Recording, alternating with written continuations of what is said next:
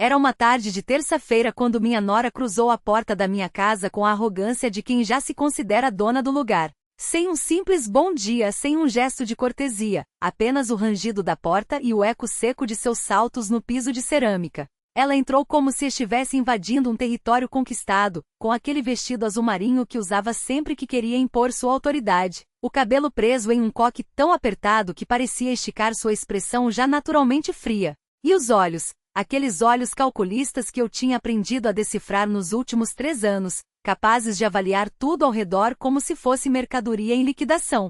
Naquele momento eu estava organizando os papéis da minha aposentadoria sobre a mesa da sala, cercada pelas caixas que guardavam 4 décadas da minha vida. Fotografias amareladas de alunos que já eram adultos, diplomas desbotados pelo tempo, uma caneca com a inscrição professora do ano 1998. 40 anos dedicados ao ensino fundamental na escola Lincoln. 40 anos acordando às 5 da manhã, enxugando lágrimas de crianças machucadas, ensinando a ler quem nem sabia escrever o próprio nome. E agora, aos 67 anos, finalmente chegará a hora de descansar. Ou pelo menos era o que eu pensava. Jéssica parou na minha frente, braços cruzados, uma perna levemente flexionada como se estivesse diante de uma subordinada prestes a receber ordens. Com um tom que dispensava qualquer formalidade, ela soltou: "Emily, tomei uma decisão. Vou vender seu carro. Você não precisa mais dele." As palavras saíram como uma sentença, sem espaço para discussão. Uma mulher aposentada da sua idade não deveria estar dirigindo pela cidade.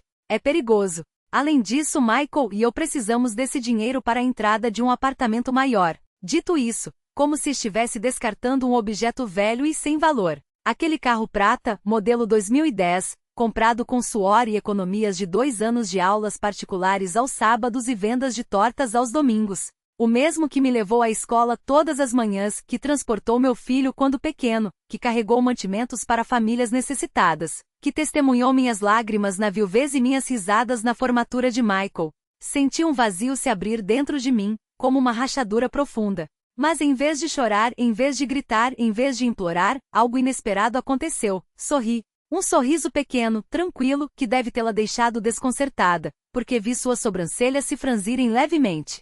"Você me ouviu?" perguntou com aquele tom condescendente de quem não está acostumada a ser questionada. "Ouvi perfeitamente, Jéssica", respondi com uma calma que até a mim surpreendeu. "Ótimo. Amanhã às 10 da manhã estarei aqui para buscar as chaves. Já tenho um comprador. Ele vai pagar $4.500. É um bom preço para um carro dessa idade", disse, como se estivesse fazendo um favor.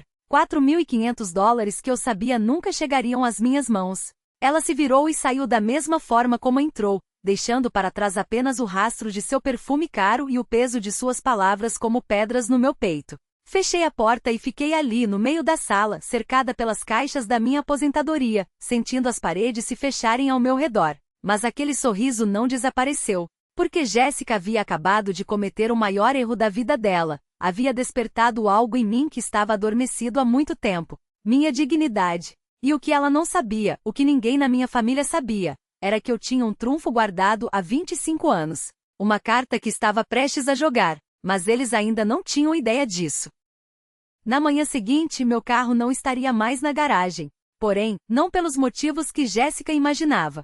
Se você quer saber como uma professora aposentada deu a lição mais dura à pessoa que tentou tirá-la do jogo, continue até o final. E se essa história ressoar com você, acompanhe mais relatos reais que vão mostrar que nas batalhas da vida ninguém está sozinho, porque o que veio a seguir mudou tudo. E juro que Jéssica não viu o que estava por vir. Talvez eu devesse ter percebido sinais quando Jéssica entrou em nossa vida como um furacão disfarçado de brisa suave. Mas uma mãe sempre quer acreditar no melhor da pessoa que faz seu filho sorrir, mesmo que esse sorriso seja falso. Era fevereiro de 2022. Michael tinha 42 anos, e eu já havia desistido de vê-lo casado. Não porque ele não fosse um bom homem, mas porque era bom demais, nobre demais, ingênuo demais. O tipo de pessoa que acredita em tudo que ouve, que nunca desconfia das intenções alheias, que acha o mundo tão honesto quanto ele. Eu criei sozinha desde os 7 anos, quando seu pai morreu em um acidente de construção. Não recebemos um centavo de indenização. Ficamos apenas nós dois, uma professora primária com um salário de $1.500 por mês e um menino que havia perdido o pai. Foram anos difíceis. Muito difíceis. Lembro-me de madrugadas preparando lanches às 5 da manhã, passando suas roupas enquanto ele dormia, inventando brincadeiras para que não percebesse que não tínhamos dinheiro para comprá-las. Vendia bolos na escola, costurava para os vizinhos, dava aulas particulares até às 11 da noite para pagar sua faculdade. Michael se formou em contabilidade com honras, conseguiu um emprego estável em um escritório modesto, ganhando cerca de $3.000 por mês. Não era rico, mas era responsável, honesto e, acima de tudo, solitário. Até que ela apareceu. Jéssica surgiu no escritório dele em um dia de abril, vendedora de planos de saúde, com seus 28 anos, quase 15 a menos que meu filho. Alta, magra, com uma beleza fria e intimidante, cabelo liso nos ombros, unhas impecáveis e roupas que deixavam claro que sabia exatamente o efeito que causava. Michael a apresentou a mim 3 semanas depois. Ainda me lembro daquele almoço. Preparei um assado com purê de batatas e feijão verde, coloquei a toalha bordada que só usava em ocasiões especiais. Quis causar uma boa impressão. Quis que ela visse que meu filho vinha de uma família com valores, de um lar acolhedor. Jéssica chegou 40 minutos atrasada. Nem sequer pediu desculpas. Sentou-se à mesa, olhou para o prato como se fosse algo suspeito e disse: "Ah, eu não como muito. Estou de dieta." Michael riu nervoso. Eu engoli o comentário como se engolisse cacos de vidro. Durante aquela refeição, Jéssica fez exatamente 3 coisas. Checou o celular a cada 2 minutos, falou sobre o custo de vida na cidade e, com um sorriso que não chegava aos olhos, perguntou se eu já havia pensado em vender minha casa. Esta região está valorizando muito, disse, passando o dedo pela borda do copo. Uma propriedade como esta, mesmo pequena e, digamos, tradicional, poderia valer uns $250.000. Talvez mais. Meu filho ao meu lado, meu marido ainda vivo na memória de cada canto dessa casa? Companhia em um lugar onde os velhos são empilhados como móveis antigos, esperando a vez de serem esquecidos? Aquele foi o momento em que entendi, não era sobre minha segurança. Não era sobre meu bem-estar. Era sobre o cheque que ela já havia assinado no nome dela. Jéssica sorriu, aquele mesmo sorriso de dentes perfeitos e olhos vazios, enquanto passava os dedos pela toalha de mesa que eu mesma bordara há 20 anos. Emily, pense nisso como um investimento no seu futuro. Você poderia vender esta casa por um bom valor, colocar o dinheiro em um fundo. Eu conheço um corretor excelente, aliás, andar de táxi quando quisesse, ter ajuda 24 horas. Sua voz era mel, mas cada palavra era um prego no caixão da minha dignidade. E então veio a parte que mais doeu. Michael abaixou a cabeça e murmurou, como se lesse um script decorado. Ela tem razão, mãe. A gente se preocupa com você aqui sozinha. Sozinha. A palavra ecoou como uma faca sendo girada na ferida. Sozinha. Como se eu não tivesse escolhido cada azulejo dessa cozinha. Como se não tivesse passado noites em claro costurando fantasias de carnaval para o meu filho quando ele tinha 7 anos. Como se essa casa não fosse feita de risadas, de jantares de domingo, de Natal com papel de presente espalhado pelo chão. Sozinha era o que eles queriam que eu fosse, desamparada, dependente, um número de conta bancária com pernas. Mas foi quando Jéssica cruzou os braços sobre a mesa com a postura de quem já ganhará a batalha, e soltou a frase que quebrou o último fio de paciência que me restava. E se a gente te ajudasse a arrumar tudo? Podíamos começar a esvaziar os armários já este mês. Assim, quando você se mudar, não precisa se estressar. Arrumar tudo. Esvaziar os armários. Como se minha vida fosse lixo a ser jogado fora. Algo dentro de mim, algo que eu não sabia que ainda existia, se levantou. Não foi raiva. Foi pior. Foi uma calma gelada, do tipo que antecede a tempestade. Olhei para Michael, meu filho, meu menino, agora um estranho de olhos baixos, e por um segundo, vi nele o garoto que chorava quando raspava o joelho, o adolescente que me pedia conselhos sobre a primeira namorada. Mas aquele menino tinha sumido. No lugar dele, estava um homem que não reconhecia mais a própria mãe. Então fiz o que deveria ter feito há 2 anos. Levantei-me da mesa devagar, como se cada movimento fosse calculado. Peguei o prato de chile, aquele mesmo que Jéssica mal tinha tocado, e o joguei com toda a força que minhas mãos de 65 anos ainda tinham contra a parede atrás dela. O barulho foi ensurdecedor. Molho vermelho escorrendo pela pintura branca, pedaços de carne e feijão caindo no chão como uma metáfora perfeita do que minha família tinha se tornado. Jéssica gritou, pulando da cadeira como se tivesse levado um tiro. Michael ficou paralisado, a boca aberta, os olhos arregalados. E eu, pela primeira vez em anos, sorri. Um sorriso verdadeiro. Sair da minha casa? Minha voz estava calma, quase suave, mas cada sílaba era uma faca. Vocês é que vão sair. Agora. Jéssica tentou protestar, mas eu a encarei com um olhar que ela nunca tinha visto em mim.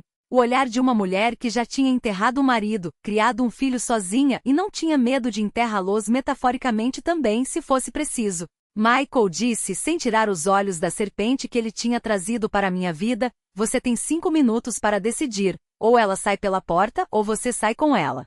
Para sempre. Silêncio. Até o relógio de parede parecia ter parado. Jéssica abriu a boca, fechou, tentou tocar no braço dele. Mas Michael, pela primeira vez em 2 anos, Michael me olhou. E nos olhos dele, entre a vergonha e o pânico, vi um lampejo do meu filho. Foi o suficiente. Vamos, Jace, ele murmurou, pegando a bolsa dela da cadeira. A gente volta outro dia. Não, eles não voltariam. Porque naquele momento, enquanto a porta se fechava atrás deles, eu soube 2 coisas com uma certeza queimando no peito.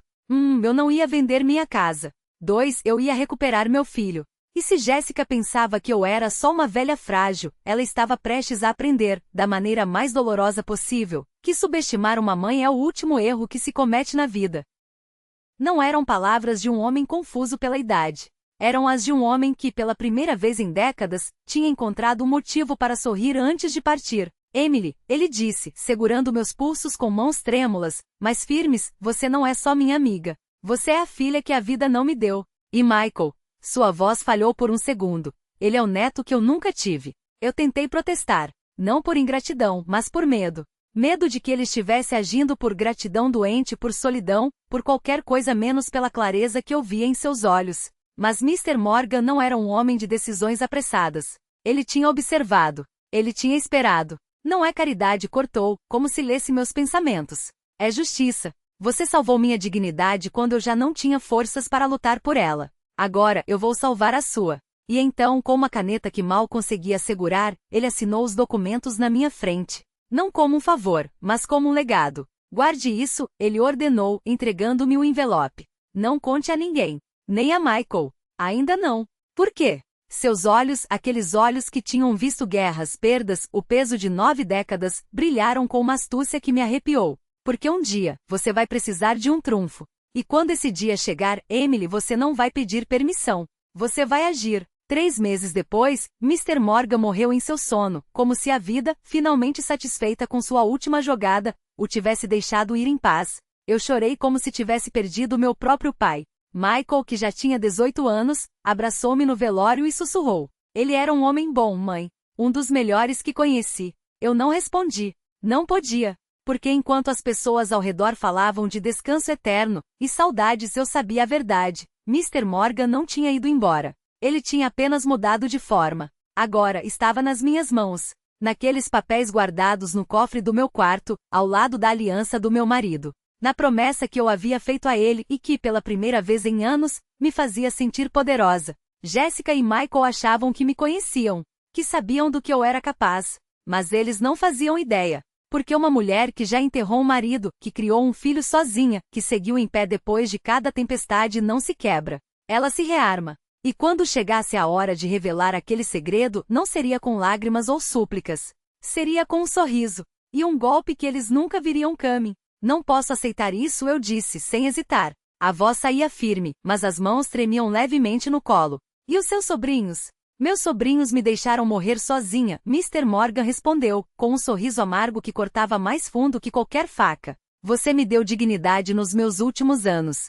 Já está decidido. Fui ao advogado semana passada. Tudo está no seu nome. Legal. Assinado. Lacrado. Eu chorei. Chorei até doer o peito, até sentir o gosto salgado das lágrimas nos lábios. Mas ele não terminou ali. Mas quero pedir uma coisa a você, Emily. Sua voz baixou, quase um sussurro. Não conte a ninguém. A ninguém. Nem mesmo a Michael. Ainda não. Espere. Observe. Ele segurou meu pulso com dedos frágeis, mas a força em seus olhos era de aço. A vida vai mostrar quem merece saber e quem não merece. Por quê? Porque dinheiro muda as pessoas, ele disse, como se estivesse falando de uma verdade tão óbvia quanto o sol nascer. Tira o pior delas.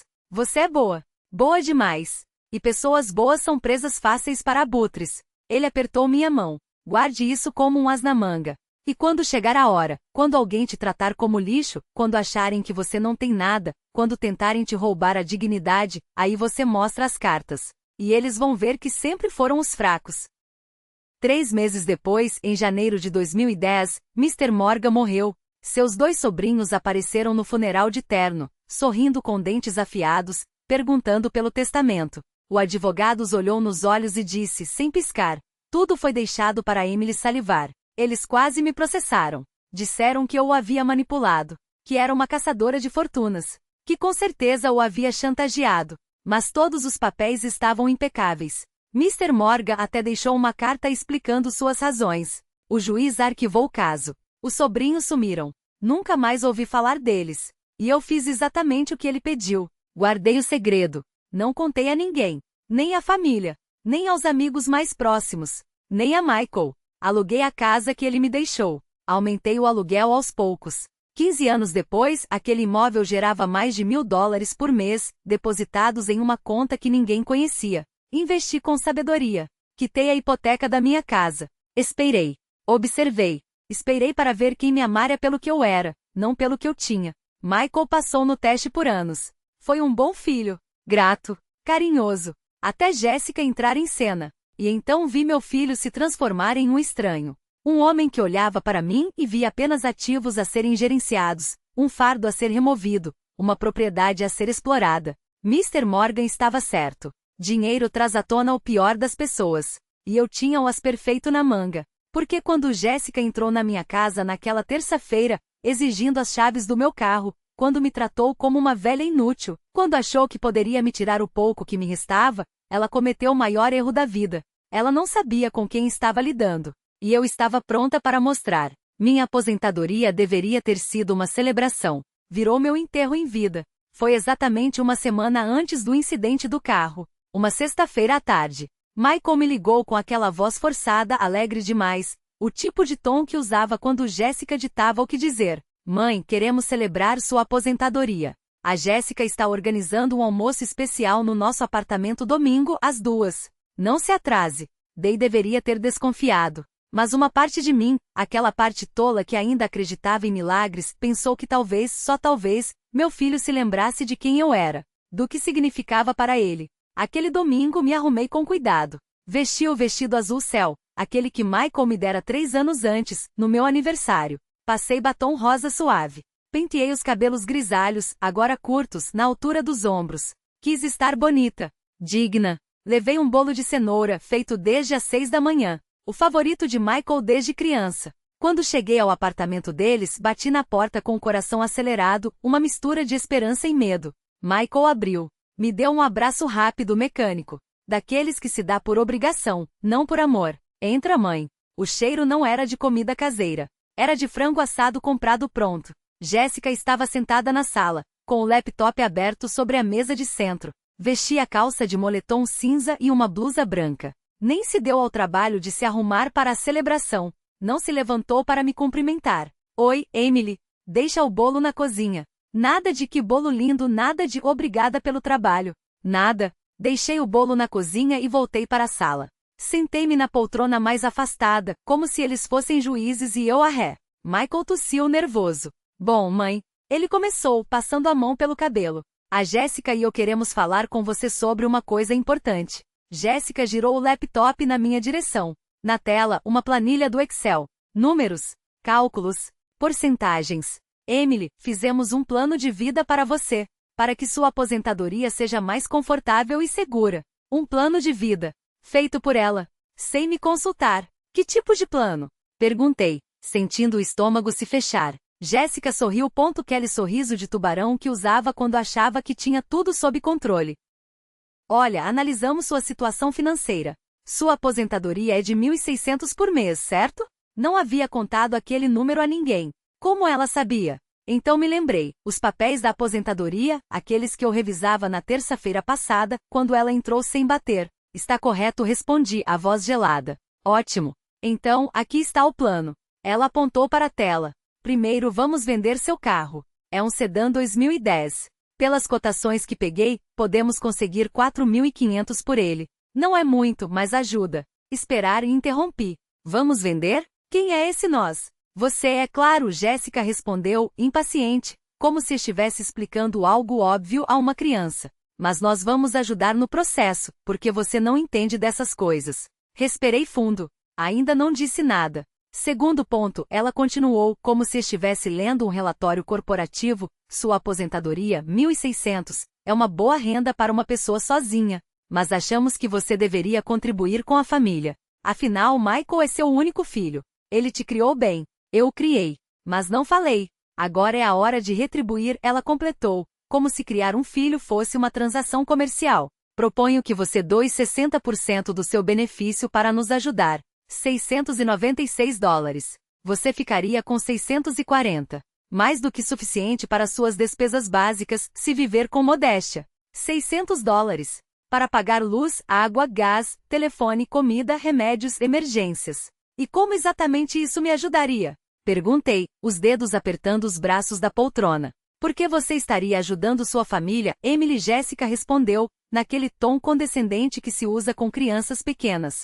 Michael e eu precisamos juntar dinheiro para a entrada de um apartamento maior. Queremos ter filhos logo. Seu futuro neto vai precisar de espaço. Um futuro neto. Usando uma criança que nem existia como moeda de chantagem emocional. Michael olhava para o chão. Covarde. Um covarde completo. Terceiro ponto. Jéssica imprimiu uma folha e me entregou. Precisamos que você assine uma procuração. É só por segurança. Caso algo aconteça com você, o Michael pode cuidar dos seus assuntos legais e financeiros sem complicações. Uma procuração. Acesso total à minha casa, às minhas contas, aos meus documentos. E se eu não quiser assinar? Jéssica riu. Uma risada falsa desconfortável. Ah, Emily, não seja difícil. A voz tremeu junto com meu dedo sobre a tela. 2 vezes, o número piscou antes que eu confirmasse a chamada. O toque ecoou no silêncio da madrugada como um veredicto. Jéssica atendeu no terceiro sinal, a voz pastosa de sono, ou de culpa. Emily? O meu nome soou como um peso na língua dela. São 3 da manhã. Está tudo bem? Tudo bem. Que pergunta ridícula. Jéssica, minha voz saiu mais firme do que eu esperava. Diga uma coisa para mim. Com toda a honestidade que você ainda tiver. Um silêncio. Eu podia ouvi-la se ajustando na cama, o farfalhar dos lençóis, o suspiro calculado antes da resposta. Claro. O que você quer saber? Quando foi que vocês decidiram que eu era um problema? A pergunta cortou o ar como uma lâmina. Foi quando meu marido morreu e eu me recusei a vender a casa para pagar as dívidas dele? Foi quando eu trabalhei até os ossos doerem para pagar a faculdade do Michael, enquanto vocês dois jantavam em restaurantes que eu nem podia sonhar em entrar? Ou foi quando perceberam que sozinha eu ainda era mais forte do que vocês juntos? Outro silêncio. Dessa vez mais longo, mais pesado. Emily, você está exausta. Vamos conversar amanhã, com a cabeça fria. Amanhã não. Minha risada foi amarga, quase um soluço. Amanhã eu tenho um compromisso com o meu advogado. Hoje, agora. Eu quero uma resposta. Ela hesitou, e nessa hesitação eu soube tudo. Você sempre foi teimosa, Jéssica murmurou, como se isso justificasse algo. Michael só quer o melhor para você. Nós só queremos que você tenha segurança. Segurança? Repeti, como se a palavra fosse um objeto estranho entre meus dedos. Vocês chamam de segurança me tratar como uma criança incapaz? Me forçar a assinar papéis que me tiram o controle da minha própria vida? Isso não é segurança, Jéssica. Isso é uma jaula. E eu não vou viver em uma jaula. Você está sendo dramática. Não. Fechei os olhos, sentindo o peso de cada sílaba. Eu estou sendo clara. Pela primeira vez em anos, eu estou sendo honesta. Vocês querem meu dinheiro? Não vão ter querem minha casa? Não vão ter querem me transformar em uma marionete sem voz? Uma pausa. Um suspiro fundo. Tentem. Desliguei antes que ela pudesse responder. O telefone caiu no sofá ao meu lado, mudo agora, como um cadáver. Mas eu não estava mais tremendo. Não havia mais lágrimas. Só uma quietude gelada, como a calma antes da tempestade. Olhei para as fotos novamente. Para o Michael de 7 anos, assustado, perdido sem o pai. Para o Michael de 24, sorridente, com o diploma nas mãos e o mundo aos seus pés. E então, pela primeira vez, eu vi. Vi que aquele menino não era mais meu filho. Aquele homem na foto, com o terno impecável e o sorriso de sucesso, era um estranho. Um estranho que eu havia criado com minhas próprias mãos, mas que em algum momento havia escolhido esquecer de onde veio. Peguei o quadro da prateleira. Segurei-o contra o peito por um instante, como se pudesse trazer de volta o menino que um dia me amou. Depois, com um movimento lento e deliberado, virei-o de frente para a parede. Não havia mais espaço para fantasmas em minha casa. Amanhã, eu atualizaria meu testamento. Amanhã eu garantiria que cada centavo que ganhei com suor e lágrimas fosse para onde eu decidisse. Amanhã, eu provaria a eles que subestimaram a mulher que sobreviveu a tudo sozinha. Mas hoje eu finalmente dormiria. Porque pela primeira vez em décadas eu não estava mais com medo. Estava com raiva. E a raiva, minha querida Jéssica, é um fogo que não se apaga tão facilmente. Mesmo a menina que prometeu mudar o mundo. Só que agora, você tem um exército de um atrás de você. Um exército chamado Sebastian. E hoje, Lucy, esse exército vai ganhar reforços. Ela engoliu em seco, os dedos apertando os meus sem entender. Eu soltei suas mãos e me levantei, caminhando até a mesa lateral onde estava a pasta marrom. Abri-a com calma, como quem desdobra um mapa do tesouro. Os papéis dentro dela brilhavam mais que ouro. Lucy, você já ouviu falar em fideicomisso? Seus olhos se arregalaram. Ela balançou a cabeça, lenta, como se temesse que qualquer movimento brusco fizesse aquele momento desaparecer. É um fundo inquebrável. Dinheiro que eu vou colocar no nome do Sebastian, mas que você vai gerenciar. Para as terapias, para a escola, para o futuro dele. Pousei os documentos na mesa, deslizando-os até ela. $450.000. Sem impostos. Sem burocracia. Sem ninguém para te dizer não. O copo de café tremulou em suas mãos. Um fio marrom escorreu pela xícara, ignorado. Quanto? O suficiente para que você nunca mais precise limpar a casa de ninguém. O suficiente para que o Sebastian tenha os melhores médicos. O suficiente para que você finalmente possa respirar. Ela abriu a boca.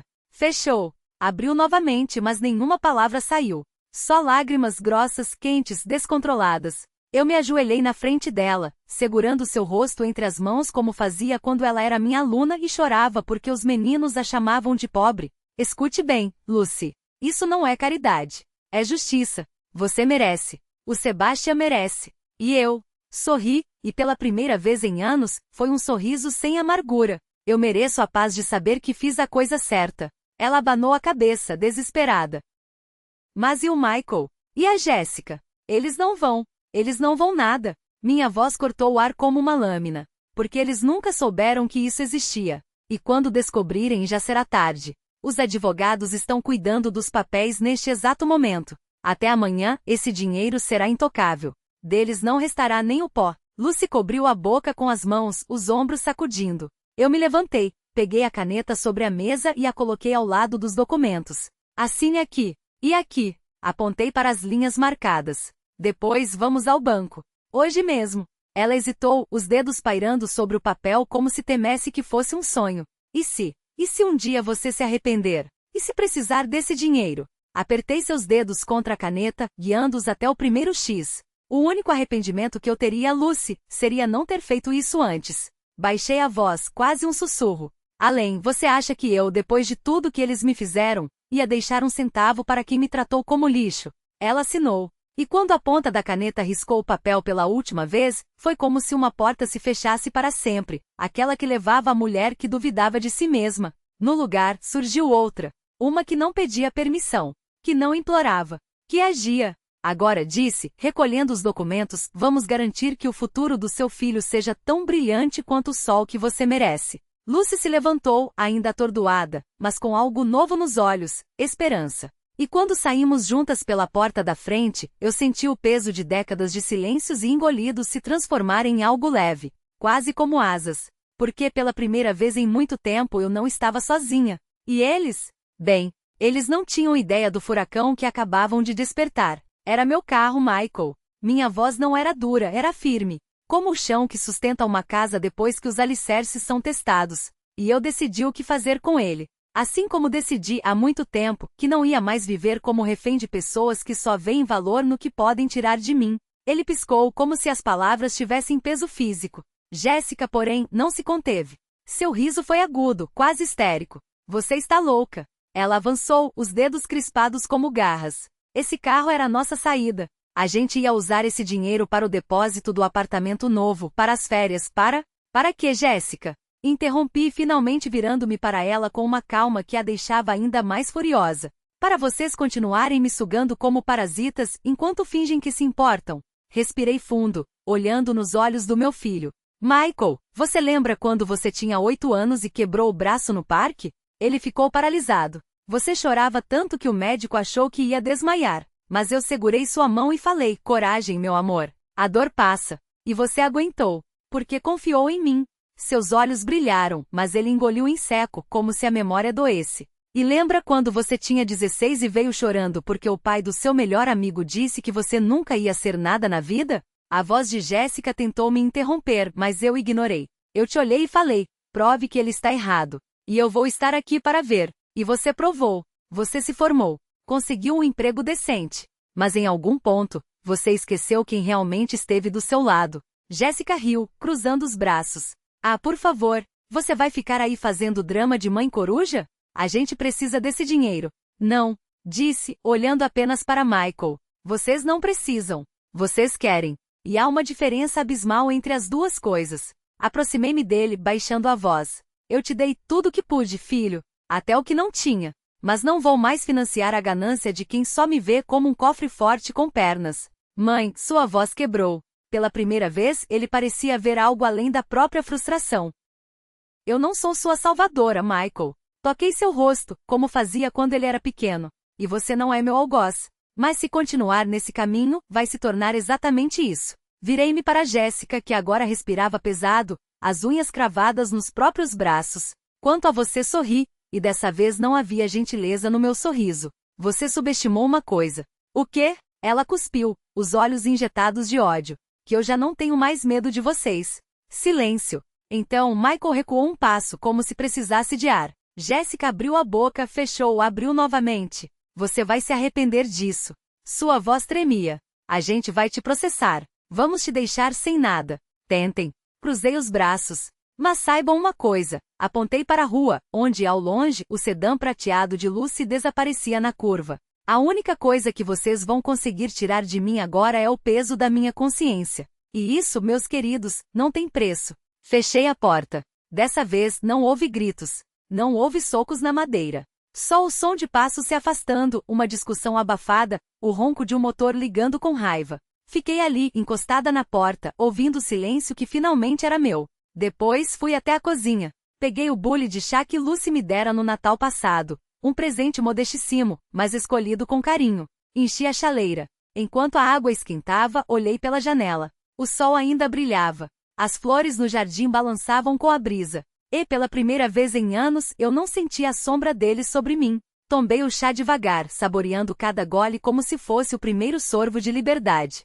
Porque no fim das contas não era sobre um carro. Era sobre escolhas. E eu finalmente tinha feito a minha. Era seu. E sempre foi. Michael passou os dedos sobre o papel como se pudesse sentir o peso de cada sacrifício que o tornará possível. Sua voz saiu em um sussurro rouco. Mas como? Como? Eu sorri não com alegria, mas com a satisfação amarga de quem finalmente vê a justiça se desenrolar. Porque enquanto você e Jéssica planejavam me esvaziar, eu já havia me esvaziado por você de novo. Vender a casa onde você cresceu, o único lugar que realmente importava para comprar aquele refúgio. Um lugar onde você poderia reconstruir sua vida, longe das garras dela. Um lugar que jamais esteve em risco, porque eu o havia protegido com o mesmo instinto que me fez trabalhar até os ossos doerem quando você era criança. Ele olhou para mim, os olhos úmidos refletindo a luz da tarde que entrava pela janela. Você vendeu nossa casa? Não era mais nossa, Michael. Era minha. E eu a troquei por algo maior, sua liberdade.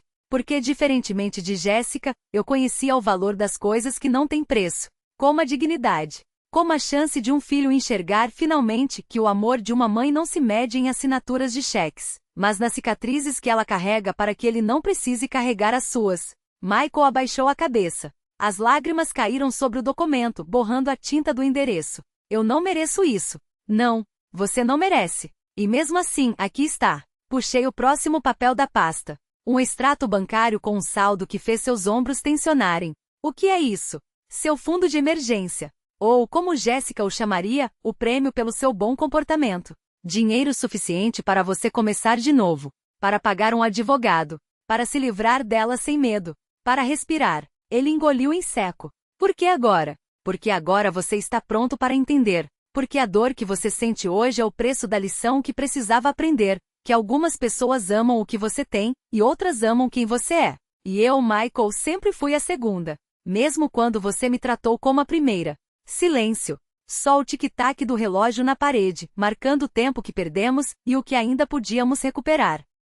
Então, com mãos trêmulas, ele pegou o último documento. Um papel simples, datilografado, com 2 linhas em negrito no topo, carta de confissão e renúncia. Abaixo, em letras miúdas, cada centavo que Jéssica havia roubado, cada mentira que ela havia contado, cada traição registrada em preto e branco, assinada por ela mesma em um momento de descuido, quando achou que já havia ganhado. Como você conseguiu isso?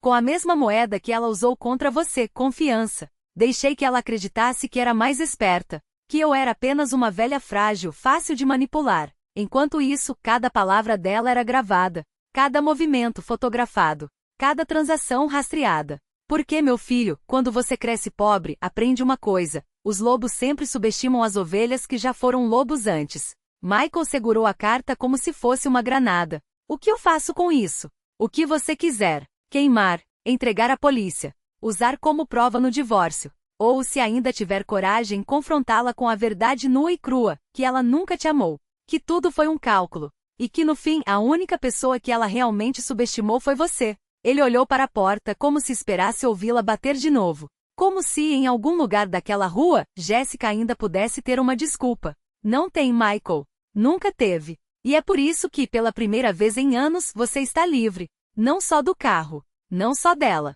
Mas da ilusão de que precisava de qualquer coisa além daquilo que sempre teve. Você mesmo. Agora, meu filho, a escolha é sua. Mais uma vez. E desta vez, espero que você escolha certo. Seus dedos tremiam ao segurar os papéis. Desde quando? Desde 2010. 15 anos atrás. 15 anos. E você nunca me disse não. Por quê? Respirei fundo. Essa era a parte mais difícil. Porque o Sr. Morgan, meu vizinho, o homem que você ajudava quando era adolescente, deixou tudo isso para mim antes de morrer, junto com suas economias. Ele me pediu para não contar a ninguém. Para esperar. Para observar e ver quem me amava pelo que eu era, não pelo que eu tinha.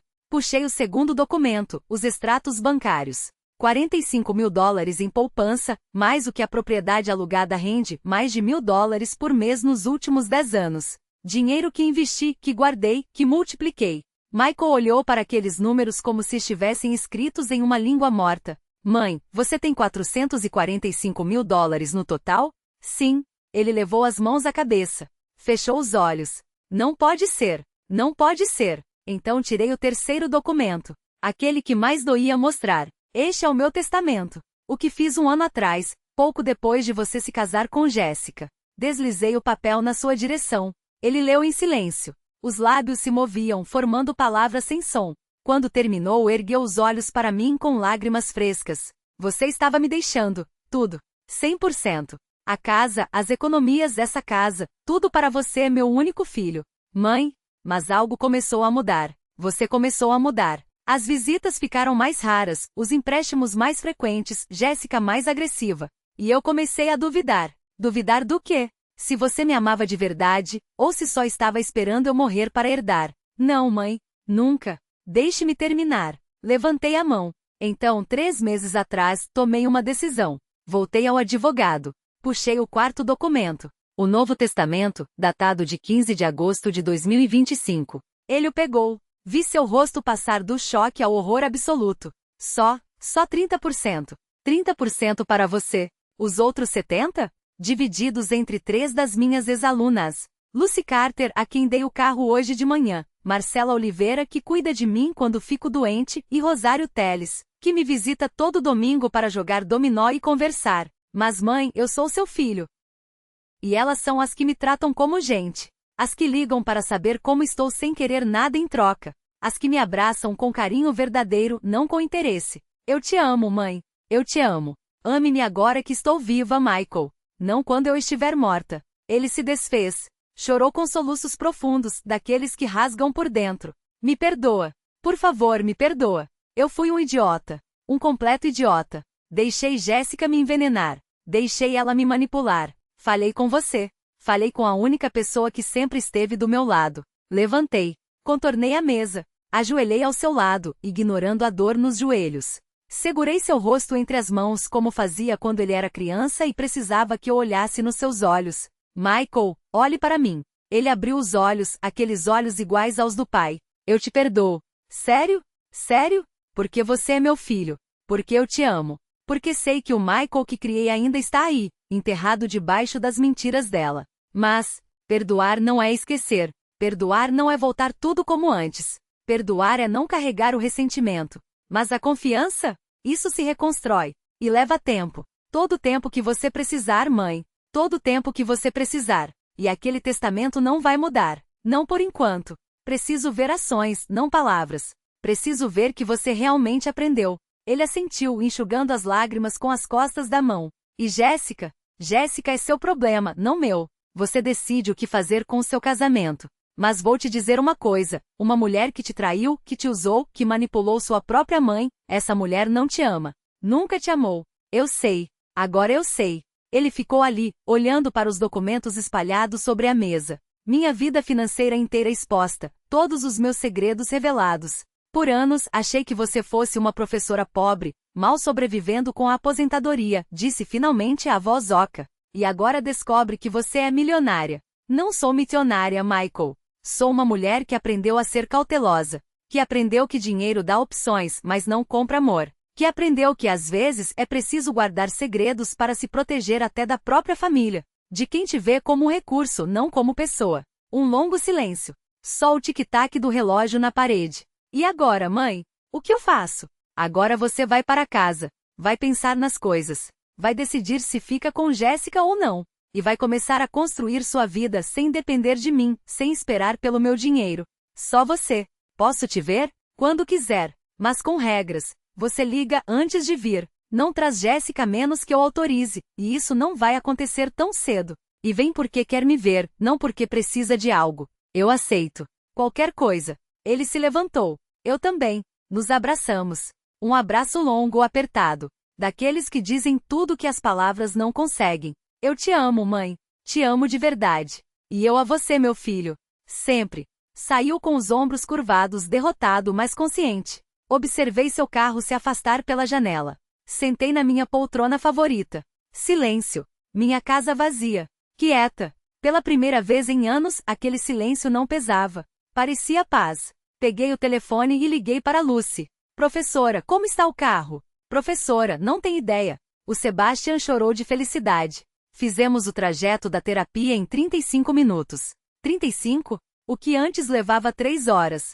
Sorri. Um sorriso genuíno, quente. Fico tão feliz, minha querida. Professora, você está bem? Sua voz parece diferente.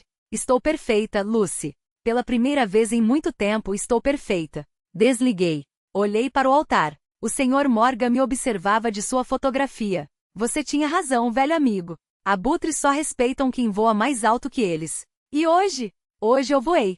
Naquela noite dormi 9 horas seguidas. Sem pesadelos, sem insônia. Só paz. Porque havia recuperado algo mais valioso que $400.000. Havia recuperado minha dignidade. E ninguém nunca mais ia tirá-la de mim. Não busquei vingança. Busquei ensinar o que eles nunca aprenderam, o valor do respeito. 2 semanas se passaram desde aquele dia. 2 semanas de silêncio absoluto de Jéssica. 2 semanas de ligações diárias de Michael. Desajeitadas no começo, nervosas. Depois, cada vez mais genuínas. Bom dia, mãe. Dormiu bem? Já tomou café? Precisa que eu traga algo do mercado? Lembrei-me hoje do aniversário da morte do seu pai. Vou levar flores ao cemitério. Quer vir comigo? Pequenos gestos. Tentativas sinceras de reconexão. Respondi com afeto, mas com limites claros. Bom dia, filho. Estou bem. Já tomei café, obrigada, mas pode passar para um café se quiser. Sim, vou com você. Mas venha sozinho. E ele veio. Sozinho. O Michael que apareceu à minha porta já não era aquele homem curvado, manipulado, repetindo as palavras de alguém que nunca o mereceu. Não era mais aquele homem que repetia as palavras dos outros como um papagaio adestrado. Era alguém mais desperto, mais consciente ainda ferido, mas lutando para se reencontrar. Numa tarde de outubro, apareceu com uma sacola de compras. Trouxe os biscoitos que você gosta e um café novo. Quer experimentar? Obrigada, filho. Fiz café. Sentamos à mesa da sala como antanho, como nos tempos em que a vida ainda cabia em gestos simples. Mãe, preciso te contar uma coisa. Meu coração se apertou. Respirei fundo. Diga, vou me divorciar da Jéssica. Silêncio. Esperei. Já falei com o advogado. É divórcio por culpa. Adultério comprovado. Tenho as fotos que você me deu, e o detetive encontrou mais provas. Vídeos, mensagens, tudo. E como você se sente? Um riso amargo escapou-lhe. Como um idiota. O homem mais burro do planeta. Casei por 3 anos com alguém que nunca me amou, que só me usou, e eu feliz acreditando que era amado. Você não é idiota. É ingênuo. Há diferença. Qual? Idiotas não aprendem. Ingênuos sim. Ele tomou um gole do café. As mãos tremiam levemente. A Jéssica tentou contato. Mandou umas 100 mensagens, chorando, dizendo que tudo era mentira, que você forjou as fotos, que esse David é só um amigo, que sou o amor da vida dela. E o que você respondeu? Nada. Bloqueei em tudo. Celular, WhatsApp, redes sociais. Não quero ouvir falar nela nunca mais. Mas ela não aceitou. Foi ao trabalho dele, armou um escândalo na frente dos colegas, gritando que estava sendo abandonado sem motivo, que eu o havia lavrado a cabeça. Meu chefe me chamou. Expliquei a situação. Ele entendeu, mas avisou. Se ela voltar, vai chamar a polícia. Silêncio. Descobri mais coisas, mãe, a voz dele quebrou. Esse David não é o único. Teve outro antes. E outro antes desse. A Jéssica tem um padrão. Procura homens com algum dinheiro, casa ou moram juntos. Espreme até não sobrar nada e parte para o próximo. Como você soube? O detetive continuou investigando. Encontrou um ex-namorado dela, contador como eu. Ela fez a mesma coisa. Deixou o coitado com $20.000 em dívidas. O pobre ainda está pagando o cartão que ela usou. Levantei. Contornei a mesa. Abracei meu filho por trás, apertado. Sinto muito, Michael. Eu também, mãe. Sinto por ter te exposto a isso.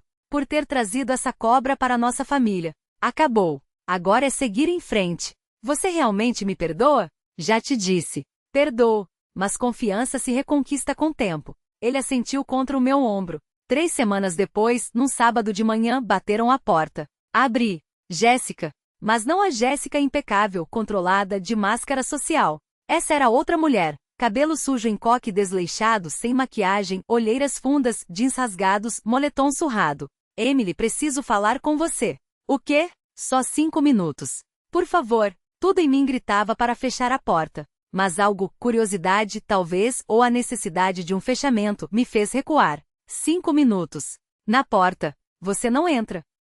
Ela ficou no batente, olhando para o chão. Vim pedir desculpas. Não acredito em você. É verdade. Sei que estraguei tudo. Que nunca deveria ter te tratado daquele jeito. Só isso? Vim pedir para você falar com o Michael. Para ele me dar outra chance. Eu mudei.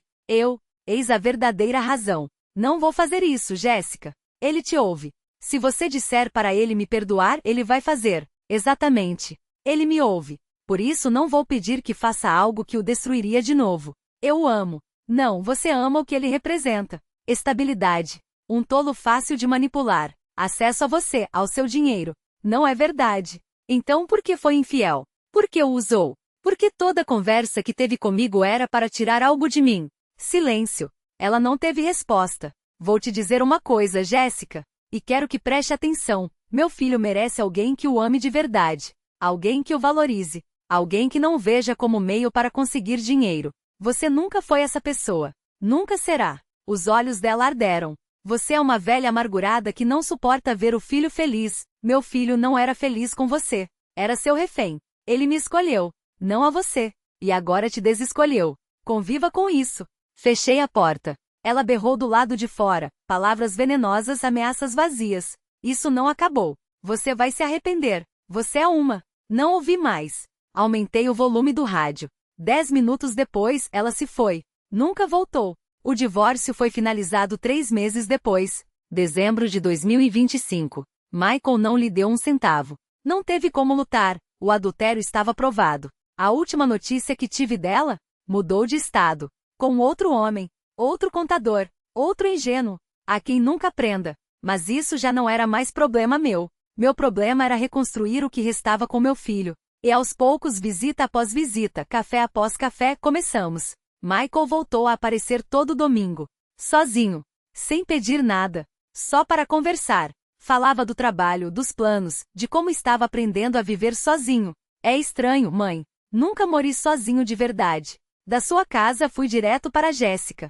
Agora tenho que aprender a cozinhar, lavar minha própria roupa, preencher minha própria solidão. Isso é bom. Você precisa se conhecer. Acha que um dia vou conseguir confiar em alguém de novo? Vou. Mas primeiro, aprenda a confiar em si mesmo, nos seus instintos, no seu valor. Numa tarde de janeiro de 2026, chegou com algo nas mãos. Um envelope branco. O que é isso? Abre. Dentro, um cheque de $7.300. Michael, isso é tudo que te emprestei. Com juros. Demorei 4 meses para juntar. Parei de comer fora, vendi coisas que não precisava, fiz bicos. Mas está aqui, quitado. Você não precisava.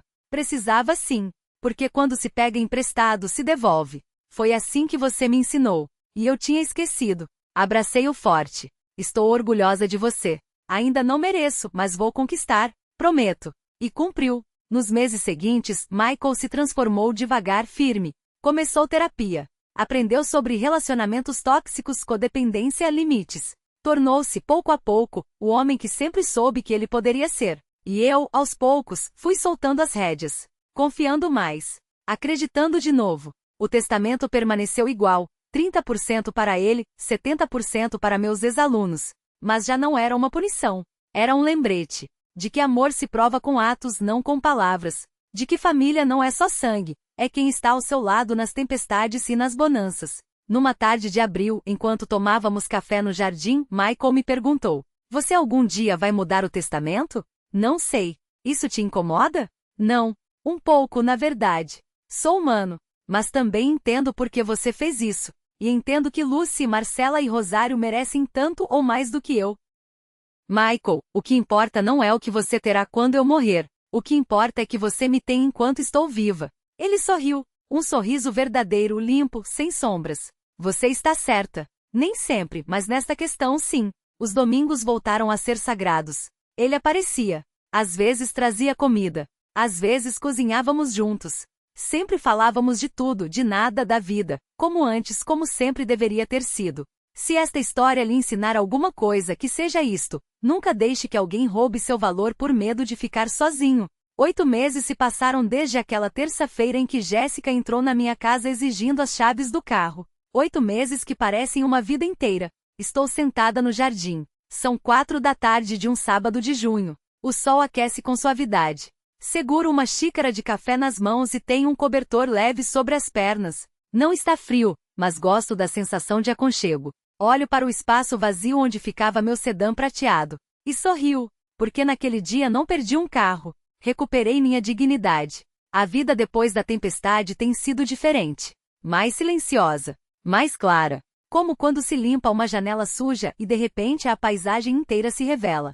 Michael vem todo domingo sem falta. Às vezes também durante a semana. Não carrega mais pesos nos ombros. Não repete palavras alheias. É ele mesmo de novo. Ou talvez seja ele mesmo pela primeira vez na vida. Divorciou-se de Jéssica em fevereiro. O processo foi mais rápido do que imaginávamos. Ela não lutou muito. Talvez tenha entendido que não valia a pena. Ou já havia encontrado sua próxima vítima. Meu filho agora mora sozinho em um apartamento de 1 quarto. Cozinha suas refeições, lava suas roupas, paga suas contas. Está aprendendo a ser um homem inteiro, não metade de alguém. Mãe me disse há 2 semanas, enquanto lavávamos a louça depois do almoço: acho que nunca fui realmente adulto até agora. Sempre dependi de alguém, de você, depois de Jéssica. Nunca aprendi a estar sozinho. E como se sente? Aterrorizado. Mas também livre. O abracei com as mãos cheias de espuma. O testamento permanece igual. 30% para Michael. 70% dividido entre Lucy, Marcela e Rosário. E sabe, essa decisão já não me dói. Porque essas 3 mulheres me deram mais amor nestes 8 meses do que muitos recebem em uma vida inteira. Lucy vem a cada 15 dias. Traz Sebastian, que agora caminha melhor graças às terapias que pode pagar, já que não perde mais 4 horas por dia no transporte público. Ele tem 6 anos. Me chama de vó Emily. Cada vez que o faz, meu coração transborda. O carro ainda funciona perfeitamente. Lucy cuida dele como uma joia. Lava toda semana. Faz revisões religiosas. Diz que aquele carro mudou sua vida. E eu sei que é verdade. Marcela, outra ex-aluna, trabalha como enfermeira. Vem toda semana medir minha pressão. Nunca me cobra. Diz que é o mínimo que pode fazer pela professora que pagou seu uniforme escolar quando a família não tinha condições. Rosário é a mais nova com 25 anos. Estuda direito na universidade pública.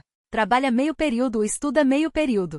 Vem toda tarde de domingo, depois que Michael vai embora, e jogamos dominó até às 8 da noite. Falamos de tudo, de seus sonhos, de seus medos, de seus namorados desastrosos, para os quais dou conselhos que ela nunca segue. Faz-me rir como ninguém. Essas 3 mulheres são minha família. Não por sangue, mas porque estiveram ao meu lado quando ninguém mais quis. A casa na cidade do interior ainda está alugada. O dinheiro que antes era minha proteção, agora protege outros. Bolsas para ex-alunos sem recursos. Cestas básicas para famílias necessitadas. Remédios para idosos sem aposentadoria. O Sr. Morgan me deixou aquele dinheiro para me proteger. Agora o uso para proteger quem precisa. Acho que ele estaria orgulhoso. Às vezes olho para sua foto no meu altar e falo com ele como se estivesse ali ouvindo.